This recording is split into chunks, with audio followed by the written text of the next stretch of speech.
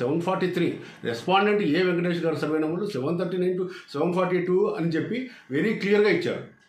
743కి 739 to 742కు సంబంధం లేదు కాబట్టి వాళ్ళకి 743కి మాత్రమే ఇంజెక్షన్ ఇచ్చారు. ఇటీవల కోర్టును మభ్యపెట్టి హైకోర్టుని మా సర్వే నెంబర్ మీద ఇంజెక్షన్ తీసుకొచ్చాడు శివారెడ్డి ప్లస్ డిస్మిస్ అయిపోయిన లాయరు. ఇద్దరు 2023లో ఇంజక్షన్లు తీసుకున్నారు మా ఎక్స్పార్టీ ఆర్డర్లు. వెంటనే నెక్స్ట్ హియరింగ్లో వాళ్ళ ఇద్దరికి కరెక్షన్ అయిపోయినాయి. ఇతను అయితే అడ్వకేట్ నీ ప్లాటే లేదు, ఆల్రెడీ జడ్జిమెంట్ వచ్చింది డిక్లరేషన్ సూట్లో అని చెప్పి వాళ్ళు ఇచ్చిన ఇంజక్షన్ని వికెట్ చేశారు.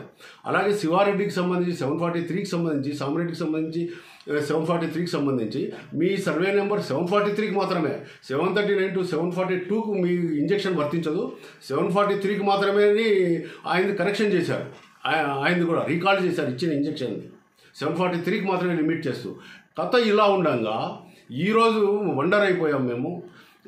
నిన్న ఉన్నట్లుండి ఆ లోకల్ ఆయన మాజీ ఎంపీపీ గారు సుదర్శన్ రెడ్డి గారు ఆడ సడన్గా మీటింగ్ పెట్టేసి అందరినీ చేస్తూ ఇక్కడ దీంట్లో మాజీ ఎమ్మెల్యే మీద లేదా జంగయ్య యాదవ్ గారి మీద స్టేట్మెంట్లు ఇస్తూ వాళ్ళంతా ఇక్కడ ల్యాండ్ కబ్జాలు, ఈ ల్యాండ్ మీద వాళ్ళు ఉన్నారు అని చెప్పి లేనిపోనే అపార్థాలు చేసుకుంటూ, మాకు ఎటువంటి రాజకీయ పార్టీలతో సంబంధం లేదు, ఎటువంటి లీడర్లకు సంబంధించిన ల్యాండ్ కాదు ఇది. ఆ విధంగా ఏంటంటే మాజీ ఎమ్మెల్యే గారు ఆయన ఎమ్మెల్యే పోస్టులో ఉన్నప్పుడే మేము ఆ వెంచర్ చేసేవాళ్ళము.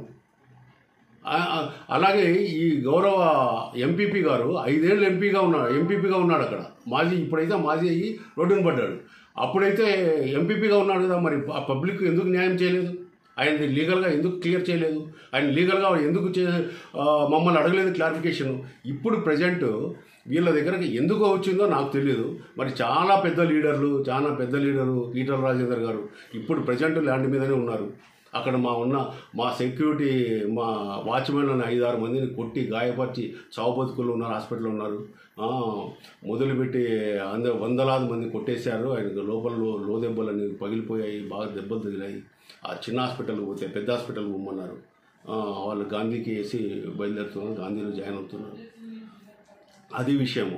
గౌరవ పార్లమెంట్ మెంబర్ కానీ, మాజీ ఎంపీపీ గారు కానీ, లేదా ఇంకొక లీడర్లు కానీ, అంతకుముందైతే ఏ లీడరు ఈ ల్యాండ్లో, ఇది ప్రైవేట్ ల్యాండ్ కాబట్టి కోర్టు కేసులు ఇష్టానికి వదులుకున్నారు. ఎటువంటి సంబంధం ఎప్పుడు లీడర్ దాంట్లో ఏలు పెట్టలేదు. మొట్టమొదటిసారి నిన్న ఈరోజు మొదలైంది. వాళ్ళకి ఏ డౌట్లు ఉన్నా, ఏ క్లారిఫికేషన్ నన్ను అడిగి ఉంటే నేను ఇవ్వడానికి రెడీగా ఉన్నాను. ఒక ఫోన్ లేదు, ఒక మెసేజ్ లేదు.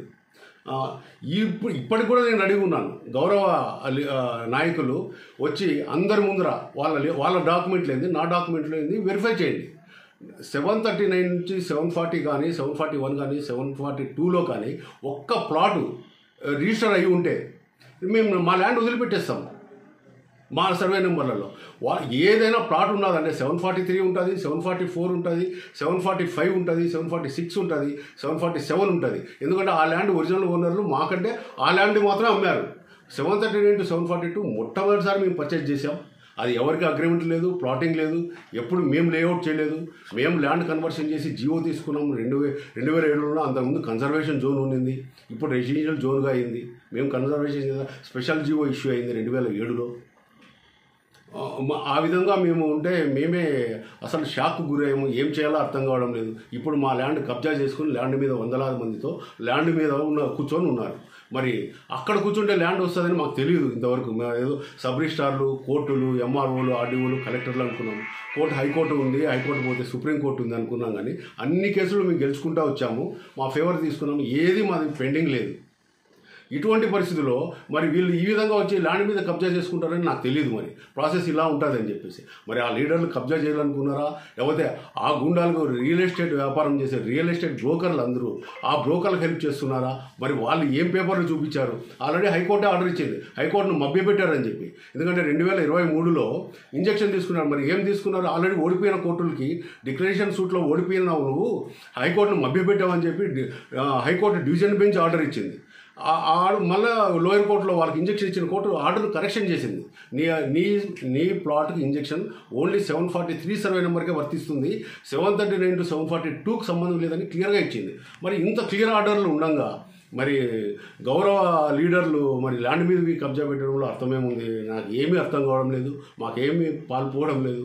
మరి చట్టం ఈ విధంగా ఉంటుంది అనేది కూడా మాకు తెలియదు. చట్టాలను ఫాలో కావాల్సిన వాళ్ళు, చట్టాలు తయారు చేసేవాళ్ళు మరి ఇట్లా ఉంటుందని కూడా తెలియదు మాకు.